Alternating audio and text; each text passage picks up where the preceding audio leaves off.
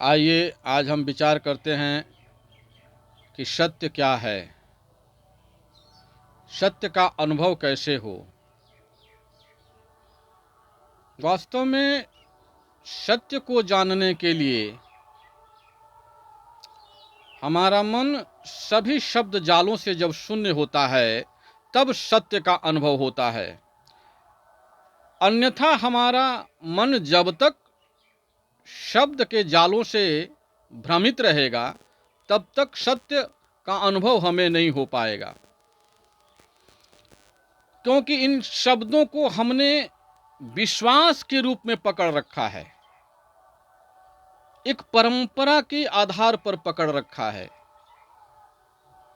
हम विश्वासी नहीं अंधविश्वासी हो गए हैं, इसलिए सत्य और असत्य का हमें अनुभव नहीं हो रहा है। क्यों? क्योंकि सत्य भी हमारे सामने प्रचारित रूप में घूम रहा है। हम प्रचारित सत्य के भीतर बंधे हुए हैं। प्रचारित सत्य को ही सत्य मान लिया है हमने। जैसे हमें बचपन से ये बताया गया कि मंदिर में भगवान है, मूर्ति को हमें बताया गया ये भगवान है, तो मूर्ति को हमने भगवान मान लिया। ये समूह का जो सम्मोहन है बहुत प्रबल होता है। ये लोगों की जो भीड़ होती है ना, और भीड़ का सम्मोहन बहुत तगड़ा होता है। सारे लोग सिर पटक रहे हैं, मैं भी पटक रहा हूं। सारे लोग पूजे जा रहे हैं, मैं भी पूज रहा हूं। सारे लोग मन्नत मांग रहे हैं, मैं भी मांग रहा हूं।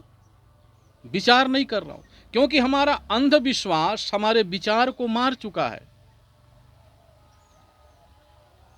हमें मूर्ति में परमात्मा दिखाई देते हैं, लेकिन मूर्तिकार में परमात्मा नहीं दिखाई देते। हमने ही उस मूर्ति को बनाया, हमने उस मूर्ति को स्थापित भी किया मंदिर में, और हम ही उस मूर्ति से मन्नतें भी मांग रहे हैं। बड़ी विचित्र बात है। माई बाप हमें मंदिर में मूर्ति में भगवान दिखाई देते हैं, लेकिन हमें घर में माता पिता में भगवान दिखाई नहीं देते। ये हमें नहीं बताया जा रहा है। ये हमें शोषण करने वाले तत्वों ने, शोषक तत्वों ने हमें विश्वासी बना दिया है। और जब हम विश्वासी हो जाते हैं तो हमारा विचार मर जाता है। मैं विचार नहीं कर पाता हूं सत्य क्या है, असत्य क्या है। मैं विश्वासी बनूं अच्छी बात है, परंतु हम अंधविश्वासी बन गए हैं। एक राजा ने कहा अपने मंत्री से कि जरा सत्य के बारे में कुछ बताओ। तो मंत्री कहता है 1 महीने के बाद बताऊंगा। मंत्री गया और एक चर्मकार के पास एक जोड़ी जूता बनवा कर लाया, और खूब सुंदर चौतरा बना करके उस जूते को रख करके, उस जूते को चुनरी ओढ़ा करके, फूल पत्ती अक्षत चंदन धूप बत्ती दिखाकर पूजा करने लगा, और उस का प्रचार करने लगा कि यहाँ परमात्मा प्रकट हुए हैं, स्वयंभू भगवान प्रकट हुए हैं। जो इनसे मन्नतें मांगता है मन्नतें पूरी होती हैं।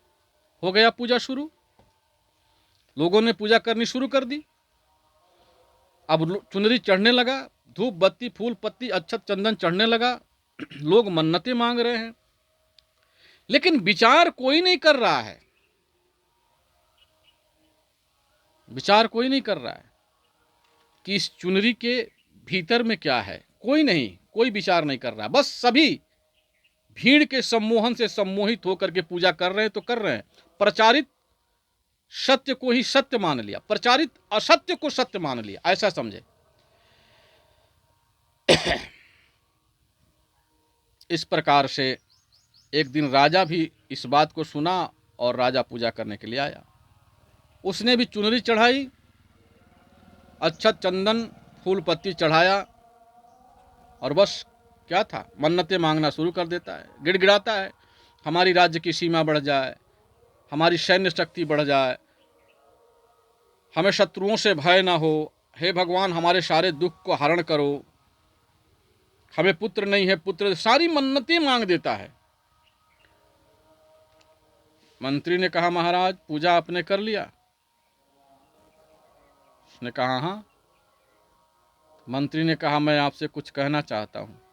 बोले क्या कहना चाहता है, कहो।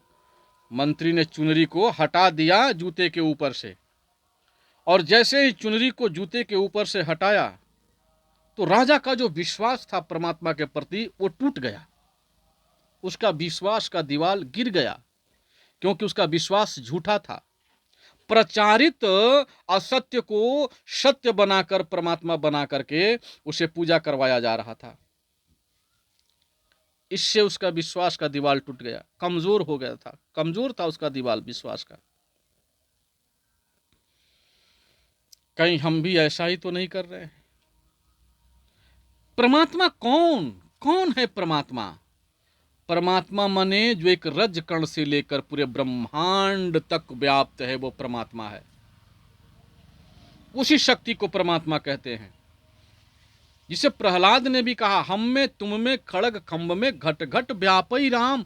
जो घट घट में जर्रे जर्रे में समाया हुआ है वो परमात्मा है। तुलसीदास जी ने भी कहा हरि व्यापक सर्वत्र समाना, प्रेम ते प्रगट होई मैं जाना। जो हर जगह व्याप्त है, समान रूप से बराबर रूप से व्याप्त है, उसे परमात्मा कहते हैं।